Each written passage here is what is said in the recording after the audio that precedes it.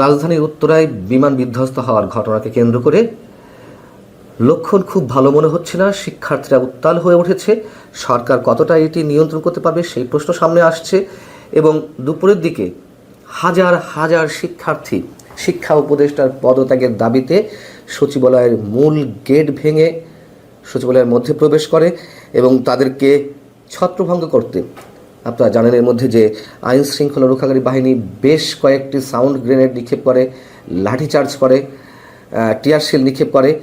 কিন্তু কেন বারবার এই অবস্থার সম্মুখীন হতে হচ্ছে সরকারকে? সরকারের প্রশ্রয় এখানে কতটা?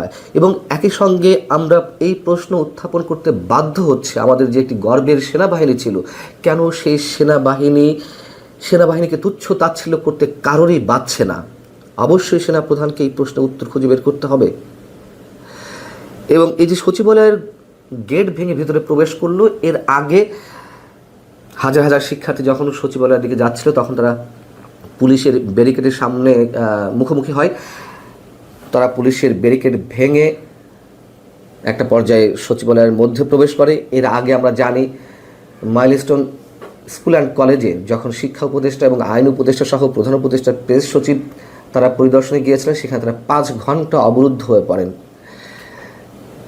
ছাত্ররা যে 6 দফা দাবি দিয়েছিল তাদের সবকটি মেনে নেওয়া হবে এমন আশ্বাসের ভিত্তিতে পরবর্তীতে সেই কর্মসূচি তুলে নেয়। এবং সচিবালয়ের মধ্যে শিক্ষার্থীরা নানান ধরনের স্লোগান তুলতে থাকে, ভুয়া স্লোগান দিতে থাকে, আমার ভাই মূল্য কেন, প্রশাসন জবাব দে, ইত্যাদিতে নানান ধরনের স্লোগান তারা দিতে থাকে। এখন বিষয় হচ্ছে যে কেন এমনটা বারবার ঘটছে, এর জন্য দায়ী কারা? কোনোভাবেই আর বলার কোনো প্রশ্ন ওঠে না যে তথাকথিত কোনো বিপ্লবের পর বা একটা গণ অভ্যুত্থানের পর এমন পরিস্থিতি খুব স্বাভাবিক। নিশ্চয় স্বাভাবিক নয়। তখন 1 বছর প্রায় হয়ে গেছে। এবং এই জিনিসগুলোকে প্রশ্রয় দিয়েছে কারা?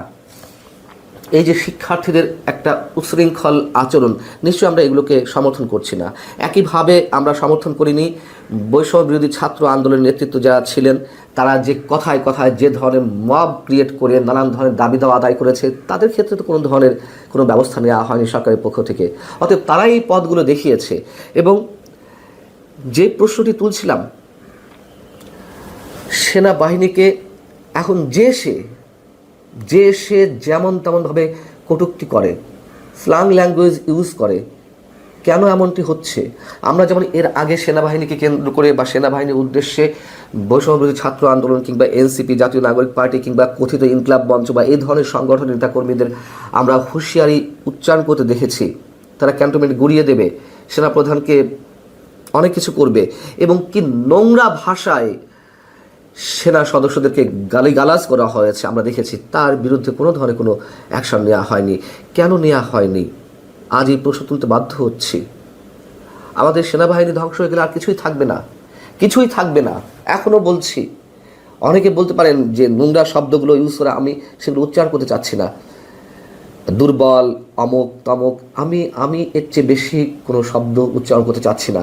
কেন সেনাবাহিনী নিজেকে এই অবস্থানে নিল? অথবা সেনাবাহিনীকে দুর্বল করার জন্য, সেনাবাহিনীর মতো একটি প্রতিষ্ঠানকে ভেঙে ফেলার জন্য চক্রান্ত কারা করছে, সেটা কি সেনাপ্রধান ভেবে দেখেছেন? কোথায় সেনাপ্রধানের দুর্বলতা? এবং সেই বৈষম্য বিরোধী ছাত্র আন্দোলনের নেতারা এখন এই যে বিক্ষুব্ধ ছাত্র জনতা, তাদের বিরুদ্ধে কোনো অ্যাকশনে নামবে? ছাত্রলীগ নিষিদ্ধ করো, আওয়ামী লীগ নিষিদ্ধ করো, জাতীয় পার্টি নিষিদ্ধ করো, জাতীয় পার্টি কার্যালয় ভাঙচুর করো, আগুন লাগিয়ে দাও, অমুক তমুককে ধরে নিয়ে আসো, মব ভায়োলেন্স, কি হচ্ছে এগুলা? এবং আমরা দেখলাম যে এই শিক্ষার্থীদের একটি অংশ আবার ঢাকা বোর্ড থেকে গিয়ে তারা গত এসএসসি পরীক্ষায় যারা ফেল করেছে তাদের ফলাফল পুনর্মূল্যায়নের দাবি করেছে। এগুলোকে আমরা সমর্থন করি না। সরকার তো অটো পাস দিয়ে দিয়েছিল, কারা এগুলো দেখাচ্ছে? এরকম একটা ভয়ঙ্কর দুর্বল সরকার পৃথিবীর ইতিহাসে নেই, এবং 1 সেকেন্ডের জন্য এই সরকারের ক্ষমতা থাকার কোনো অধিকার নেই। এবং আমাদের রাজনৈতিক দলগুলো বেশ বসে বসে তামাশা দেখছেন, আমরা বলতে বাধ্য হচ্ছি। বিশেষ করে সেনাবাহিনীর উপর যেমন আমাদের আস্থা ছিল, ঠিক একইভাবে বিএনপির প্রতি আমাদের আস্থা ছিল। বিএনপি তার অন্য কারো কথা বাদ দিলাম, তার লক্ষ্য, তার উদ্দেশ্য, সেগুলোই তারা স্থির করতে পারে না, এক এক সময় এক এক কথা।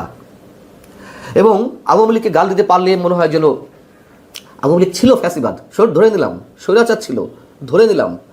কিন্তু এখন পরবর্তীতে যা হচ্ছে, তার চেয়ে কম কিছু হচ্ছে? আওয়ামী লীগকে মোকাবেলা করার জন্য এই ধরনের মব, এই ধরনের কথিত আন্দোলন সব কিছুই বিএনপি মেনে নিয়েছে। তার বিরুদ্ধে বিএনপিও কোনো ধরনের রাজনৈতিক কর্মসূচি দিতে পারেনি। নাম কাস্তে দুটি একটা দিয়েছে এবং প্রত্যেকের ক্ষমতা কেন্দ্রিক জায়গা থেকে যার যার কর্মসূচি থ্রো করছে, কিন্তু দেশটার কথা নিয়ে কেউ ভাবছে না। এবং সত্যি সত্যি আজকে অনেকেই অনেক ধরনের প্রশ্ন তুলেছেন সেনাবাহিনীকে নিয়ে। আজকে এই শিক্ষার্থীরাও যেভাবে সেনাবাহিনীর উদ্দেশ্যে স্ল্যাং ল্যাঙ্গুয়েজ ইউজ করলো, আমরা কোনোভাবেই একজন সুস্থ মানুষ হিসেবে এগুলো মেনে নিতে পারি না। তবে কেন ঘটছে, কী কারণে ঘটছে, সেগুলো সেনাবাহিনী বুঝে উঠতে পারবে না।